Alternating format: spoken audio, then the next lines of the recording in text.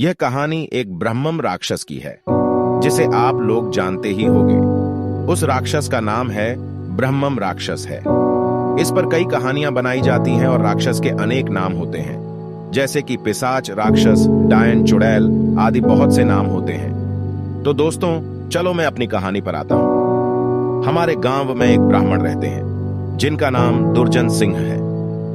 दुर्जन सिंह को लोग दुर्जन जी कहकर बुलाते हैं।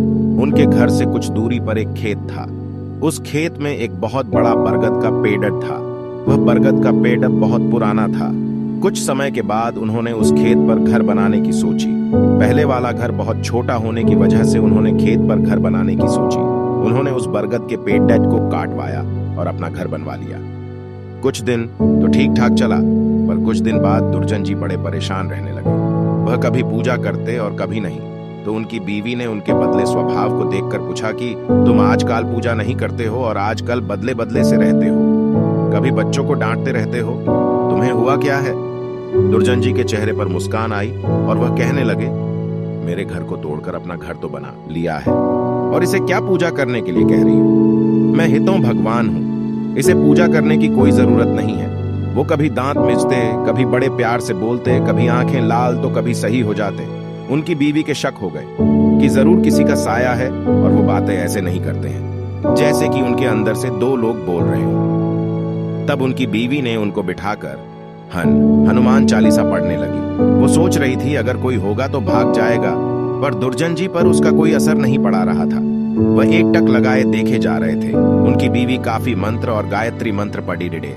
तभी दुर्जन जी की आंखें लाल हुईं और कहने लगे कि मैं किसी से नहीं डरने वाला नहीं हूं और तू क्या समझ रही है, मैं इसे ऐसे नहीं छोड़ने वाला हूं। तब तक उसका छोटा बच्चा वहां आ गया। दुर्जन जी ने उसे जोर से पकड़कर अपनी तरफ खींचा लिया और ऐसा लग रहा था कि उसके सिर को कच्चा ही चबा जाएंगे। उसकी मम्मी बोली कि बच्चे को छोड़ दो, इसने क्या तुम्हारा बिगाड़ा है? दुर्जन जी की पत्नी ने अपने बच्चे को अपनी तरफ खींच लिया। उसने फिर पूछा, तुम कौन हो और मेरे पति के अंदर क्यों आए हो? आप हमसे क्या चाहते हो? आप हो कौन? तब उसने कहा कि अगर अपना भला चाहती हो तो बरगद के पेड़ लगाओ, जितना भी हो सके पेड़ लगाओ, फिर मैं बताऊंगा कि मैं कौन हूं और फिर मैं चला जाऊंगा। तब दुर्जन जी की बीवी ने 101 पेड़ बरगद के लगाए। एक दिन उसकी पत्नी ने देखा कि आज दुर्जन जी सुबह उठकर पूजा पाठ करके आ चुके हैं। तब दुर्जन जी के अंदर जो साया था उसने बोला, मैं तुम्हारे पति को आज छोड़ के जा रहा हूँ, तुम सदा सुखी रहो, तुम्हारे आचार विचार बहुत अच्छे हैं। मैं ब्रह्मम राक्षस हूँ, वैसे मैं किसी को नहीं छोड़ता और न ही किसी से डरता हूँ। तुम्हारे पति ने मेरे बरगद को काट दिया था जिस पर मैं हजारों सालों से रह रहा था। मुझे गुस्सा तो आया, पर मैं तुम्हारी अच्छाई के कारण मैंने इन्हें छोड़कर कर जा रहा हूँ। तुम्हारे पति को छोड़कर तब दुर्जन जी अचानक सही हो गए। तब दुर्जन जी की बीवी की आंखों से आंसू निकल आए। तो दोस्तों, अगर बुरे के साथ अगर तुम अच्छा करोगे तो एक दिन वह भी अच्छा हो जाता है।